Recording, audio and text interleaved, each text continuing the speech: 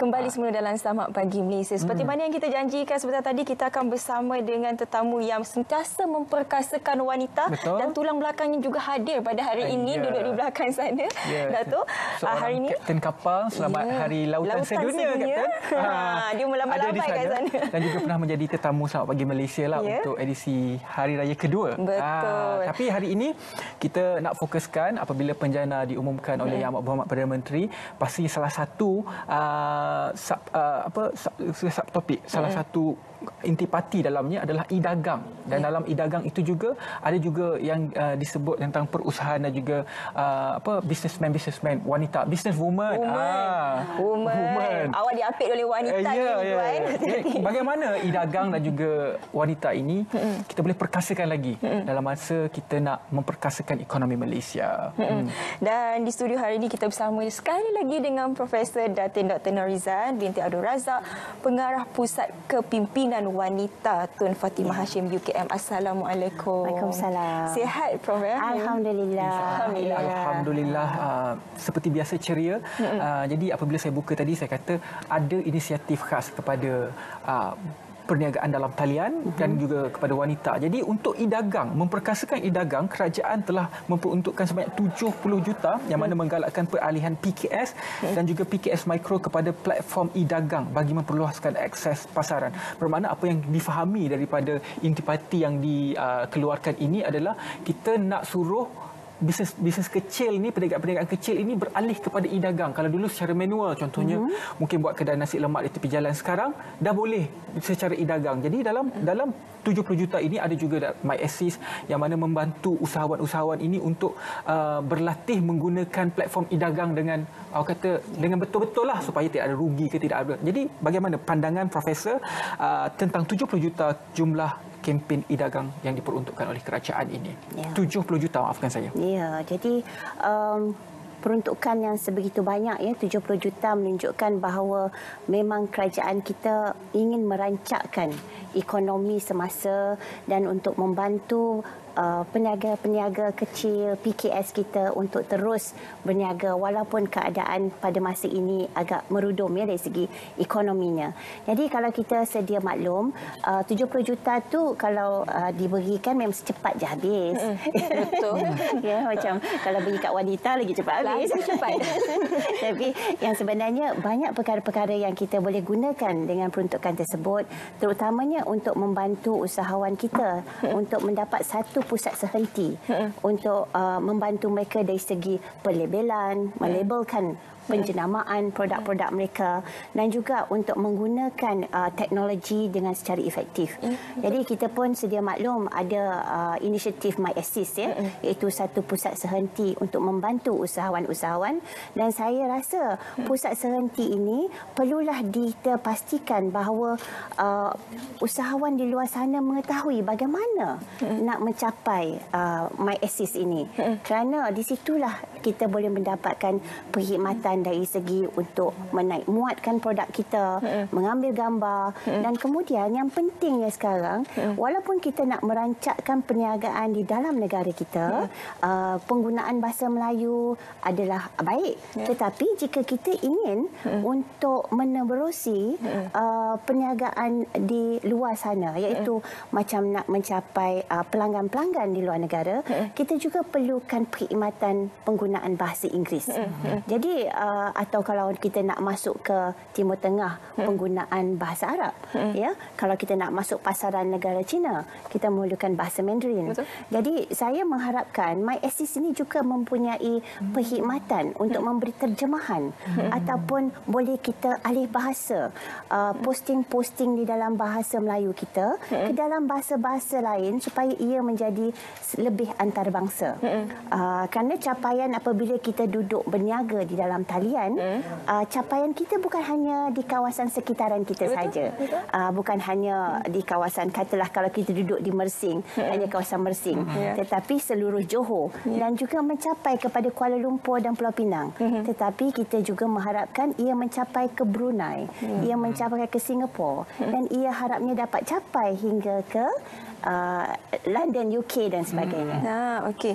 Jika kita boleh lihat salah satu juga inisiatif yang diberikan oleh kerajaan, iaitu ini sangat menarik pertanyaan sebenarnya lah subsidi penjagaan anak ni.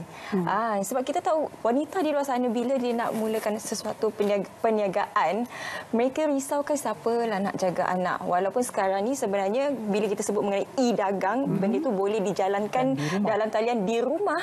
Tapi pun bila ada anak ni, ialah anak kan, kacau-kacau, mungkin dia tidak boleh nak fokus. Tapi dengan ada subsidi ni yang diberikan, iaitu seperti pemberian e-voucher bernilai RM800 untuk mendapatkan perkhidmatan pengasuh mobile. E-voucher boleh ditutup sehingga penghujung Ogos 2020. Pandangan Prof sendiri, inisiatif yang nak menggerakkan wanita ini. Ya, jadi banyak dah kita melihat bahawa wanita jika kita nak berniaga ataupun nak belajar sekalipun, kita memerlukan bantuan dari segi penjagaan anak-anak. Ya. Kalau dahulu kita boleh menghantar anak-anak ke tadika, ke taska, tetapi sekarang pun taska mempunyai SOP yang agak ketat, ya, amat ketat, ya, untuk memastikan bahawa anak-anak kita semuanya sihat. Dengan insentif yang diberikan ini, saya dapati bahawa ia dapat memberikan ibu-ibu di rumah sana fokus kepada perniagaan, dan juga jika mereka ingin melanjutkan pelajaran, mereka juga boleh membuat secara e-learning. Jadi di sini saya rasa insentif ini patutlah disebar luas, dan kita harap dapat membantu wanita, dan wanita perlu peka bagaimana nak mendapat insentif ini. Saya risau sebab banyak sangat insentif yang bagus-bagus. 40 insentif keseluruhan dalam penjana yang sangat bagus, ya. Tetapi adakah ia sampai ke akar umbi? Adakah ia sampai kepada wanita-wanita yang memerlukannya? Kerana kalau mereka dapat fokus 5 jam sehari pun saya rasa sudah cukup. Mencukupi untuk mereka berniaga. Dan saya pasti kalau dalam rumah tangga dia mempunyai anak-anak ataupun anak saudara, anak buah yang lebih mahir menggunakan ICT, dapat membantu dia memasarkan produk tersebut secara atas talian, supaya wanita ini boleh fokus kepada pembuatan ataupun production.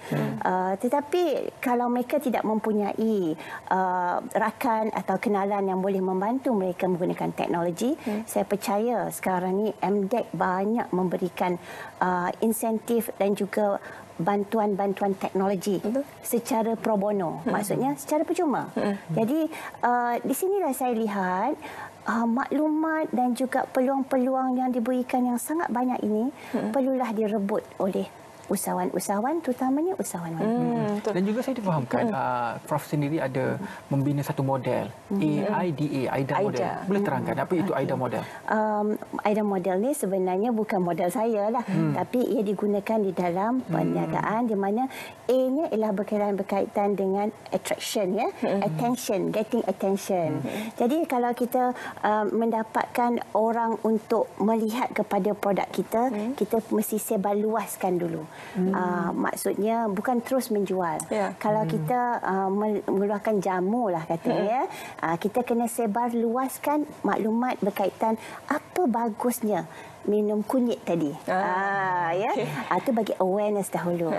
Kemudian interest. Bila dia sudah mengetahui kegunaan ataupun khasiat kunyit tadi, dia mula merasakan nak beli, interest kan. Kemudian barulah ada desire, semangat untuk membeli tadi. Macam mana nak beli, kat mana nak beli air kunyit ni, ni bagus untuk bantu kita supaya lebih imun daripada COVID kan. Dan seterusnya ialah action.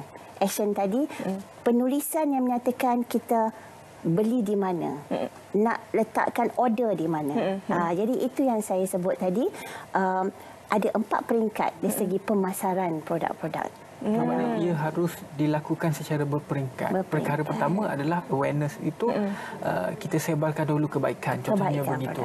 Belum sampai lagi tahap terus aku keluarkan produk terus nak jual. Itu yang berlaku nanti. Kegagalan tu mungkin akan berlaku sebab kita ada pandangan, kita ada idea, tapi tidak disusun atur dengan betul. Pelaksanaannya itu nanti tidak betul, nanti akhirnya objektif tidak tercapai. Sebab itulah AIDA modelnya yang seperti Prof berikan sebenarnya sangat penting untuk wanita memahami AIDA pada model ini tadi. Dan kalau kita tengok inisiatif yang diberikan oleh kerajaan juga ialah dari segi kemahiran.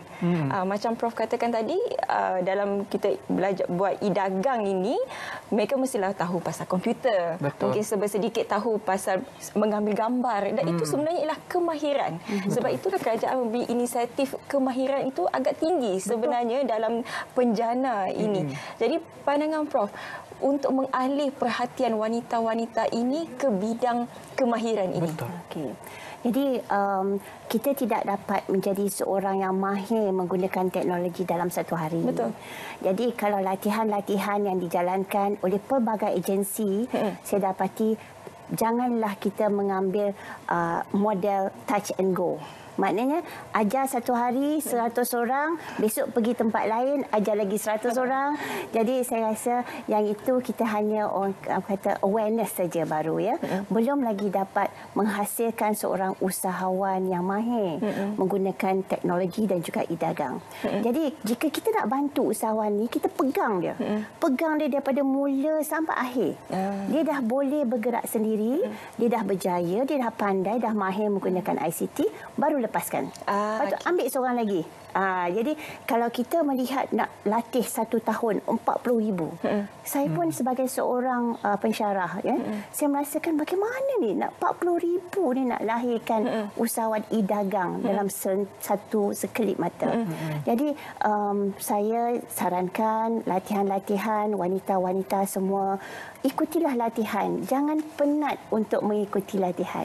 Latihan yang ada tu kemungkinan hanya di peringkat beginners, permulaan. Kemudian kita tambah lagi ilmu untuk latihan di peringkat pertengahan. Dan kemudian di peringkat mahir. Dan kita uji diri kita. Kalau kita boleh mengajar orang lain macam mana nak menggunakan e-dagang, membantu kawan-kawan kita yang lain, maknanya kita dah okey. Ya. Jadi maksudnya kalau kami pemberi latihan pun rasa anda sekarang dah boleh jadi trainer. So kami dah lepaskan dia. Betul. Jadi di sini latihan-latihan yang dijalankan di universiti tidak berbentuk komersial. Kami latih sehingga mereka boleh berdikari dan mereka boleh mengajar yang lain pula ya. Kalau kita nak bincangkan memang panjang kerana apa, wanita ini memang satu elemen yang memang sangat penting kepada pembangunan sebuah negara, hatta kepada keluarga sekalipun. Tunjang keluarga tu. Saya pun nak balik kampus sebab nak jumpa mak saya lah. Alhamdulillah. Tetap nak balik ini kampus. pun mak kita juga. Terima kasih diucapkan kepada Profesor Datin kerana studi bersama dengan kita hari ini.